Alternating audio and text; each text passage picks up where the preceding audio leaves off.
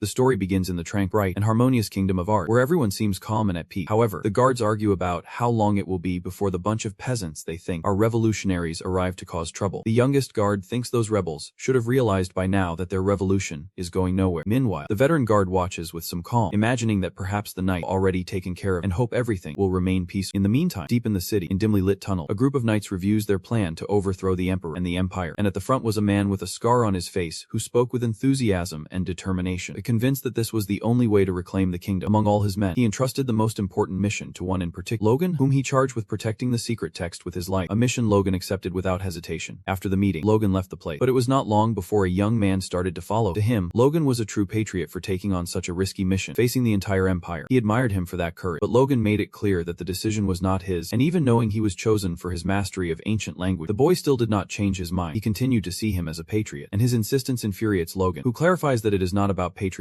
but revenge, recalling his childhood, where he was always a nobody, humiliatingly losing even to his younger brother Renane, who received praise for being considered a genius, surpassed his older brother 3 years of training. The mockery and disdain drove him to desperation, and some time later, his father discovered that he had poisoned his brother, paralytic. This filled his father's patience, who exiled him from the castle and the family. Thus, Logan became a mercenary, and after 10 years, he ended up accepting all the wrongs he had done. But by that time, it was too late, as his family was burning. Some time later, while walking through the square, he heard people talking about a public execution. Prisoner was Selin, the youngest in the family, Ronnie, who had fought against the royal family on the front line. And upon hearing this, Logan ran desperate, wanting to apologize to his little brother. But by the time he arrived, it was already too late. The guillotine was stained with blood, and a knight displayed the head as a warning of what it meant to defy the empire. Everyone was applauding except Logan, who that day vowed revenge as against the empire for taking away his chance to ask forgiveness from his family. And in this way, in the present, Logan ended up being chased in the castle by the guard, who knew he had the secret book, and even though he was very quick, he ended up in a dead end, no choice but to fight, blocking a guard who tried to take him out, whom he ended up killing with his blade. Immediately, another one arrived, which he took down using his body, eliminating him as well, and so he continued spilling the blood of the empire. But he quickly found himself surrounded by guards demanding the secret book. Logan, seeing that he had no escape and feeling that this would be his end, decided not to leave alone, pulling out a small orb crushed in his hand, creating a huge flash that enveloped, causing an explosion whose shockwave resonated throughout the city, and Logan ended up in a dark empty space, realizing that this would be his end, and feeling that his whole life had been filled with regret and vengeance. But at that moment, the only thing he regretted was not being able to ask forgiveness, hoping that if he encountered his family in the afterlife, he could apologize. And after a great flash, he woke up with his head bandaged, feeling more pain than he imagined, feeling dead. And at that moment, someone spoke to him with concern. Logan recognized him as Rick, his main servant, who had died 30 years ago. Thinking he was seeing a ghost, this startled Rick, who ordered a doctor to be called, worried because the blow had been worse than he thought. And Logan, looking out the window, noticed that every corner had his family's logo, thinking it was a dream until a small boy entered nervously and trembling, calling him brother. It was Ron and Logan who remembered that scene very well, like what happened after his first duel when he humiliatingly lost to his brother. When he went to see him, Protagonist kicked him out, calling him a bastard, and although he was always that aggressive with Ronan, the little one used to follow. But after that day, he stopped bothering him just by remembering it, which worried his brother. Seeing him so upset, Rick asked him to let him rest. Then Logan asked him to come closer. The little one apologized, but he stopped him, insisting that he was the one who should apologize. Although the words did not come out of his mouth, he remembered how someone as kind as his brother died at the hands of the empire. Besides, they had used him, and with a great sense of guilt, he apologized through tears and hugged him, making the little one cry too. And later, the little one said goodbye, promising to visit him, and Logan bade him farewell with joy. But now that he had vented, he wondered if this was a dream or not, and if he had really gone back past. He needed to change everything. Although first, he had to deal with Mary's successive apology, who expected a severe punishment just coming in, and Rick desperately defended her. So Logan recalled that he had also been a jerk to the servant, preventing Mari from apologizing, and asked for a pencil and paper with both servants, fearing they would do something with that. But Logan just wanted them to leave and take it later, and when he did, Logan thanked him, which only increased Rick's worry, ultimately annoyingly the main character, who yelled at him, making Rick leave happy to see him as always. And so he calmed down, knowing it would take time, but he wanted to take it step by step, first documenting the important thing, the Empire's war that would happen in 10 years, which he had to stop, as it would drag his family and the Empire into chaos. But before that, within a year, the war against the Fee leave them weakened. That also had to be avoided. Therefore, his first move would be to see his father, although on his way there he was instilling fear in the servant, who preferred to avoid him, until a girl who was heavily loaded with towels fell in front of him, terrified of what he might do to her due to his clumsiness. But she only found a hand helping her up, thanking him until she met Logan's eerie smile, which scared her so much she apologized and curled up. The main character understood that it would take him a while to change his image, thinking that the problem might be that eerie smile. And later, Logan arrived at his father's office door, and before entering, he could not help but remember all the time that had passed, feeling resentful toward him, believing he was a cold man for having him out of the family. But now looking back, he regretted judging. On entering, there was Patrick